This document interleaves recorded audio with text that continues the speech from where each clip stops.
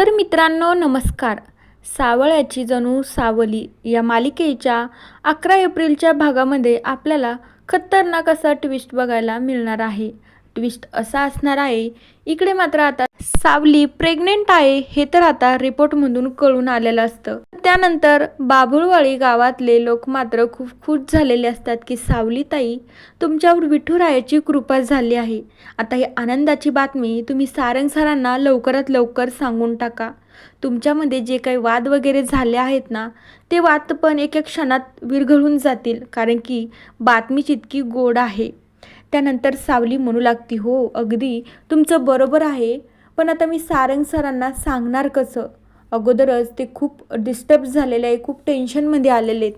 आता ही बातमी मी त्यांना सांगू तरी कशी सांगू?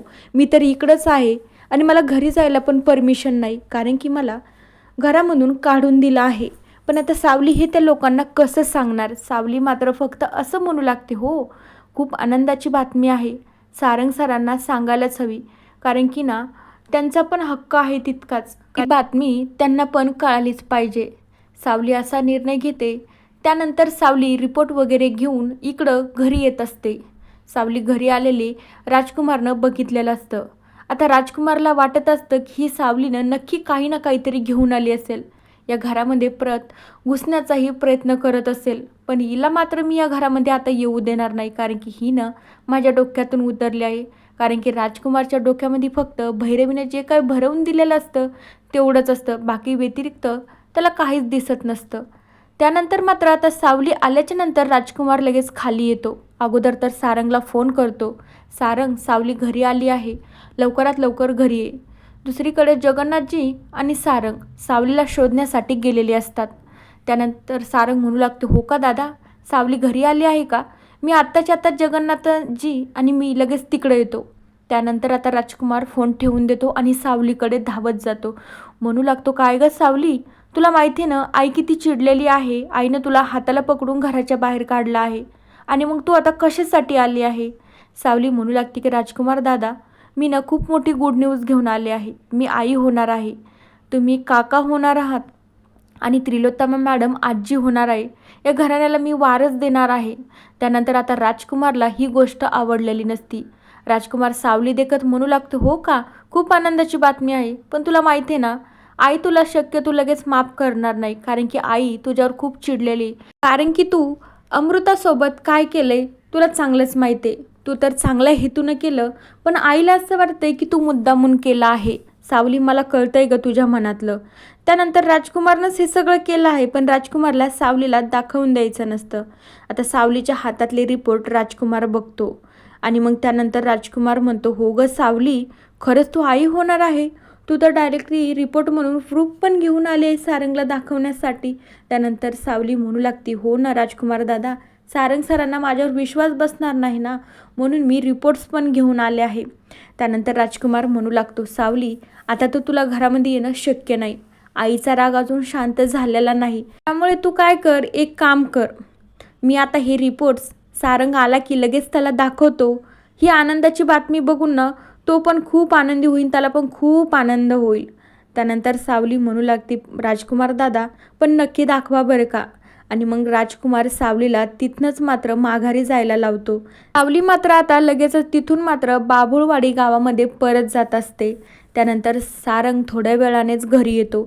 तोपर्यंत राजकुमारने खूप मोठा डाव केलेला असतो. त्या प्रेग्नन्सी रिपोर्टच्या ठिकाणी तो मात्र ते बाजूला करतो आणि त्याच्यामध्ये ना डिवोर्स पेपर ठेवून देत असतो. त्यानंतर सारंग आला की राजकुमार म्हणू लागतो, बघणारे सारंग, सावलीनं आपल्यासोबत कसं केलंय?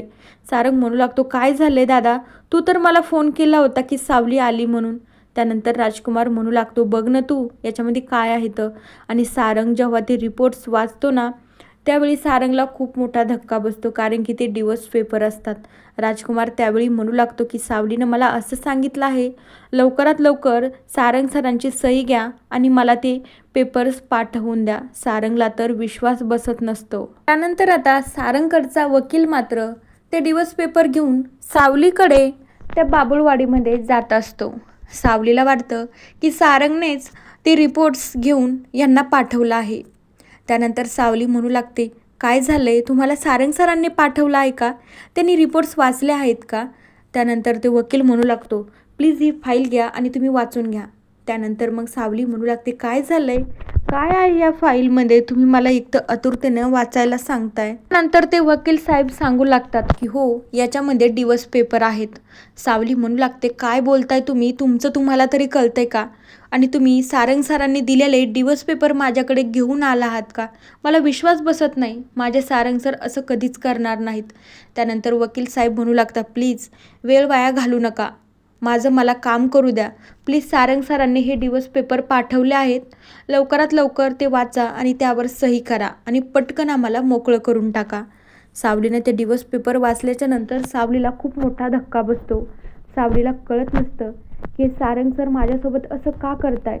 इतकं काय मोठा मी गुन्हा केला आहे? मी तर अमृता वहिनीचं भलं करण्यासाठी गेले आणि स्वतःच्या पायावर दगड पाडून घेतला. सावली विचारात पडते. त्यानंतर आता सावली स्वतः इतकं सगळं कसं हँडल करेन हे मात्र ट्विस्ट बघण्यासारखं असणार आहे. मित्रांनो, बघूया उद्याच्या भागात म्हणजेच 12 एप्रिलच्या भागामध्ये आपल्याला काय बघायला मिळतंय. तोपर्यंत या मालिकेच्या पुढील भागांच्या अपडेट्ससाठी आपल्या चॅनलला सबस्क्राईब करा. So bye.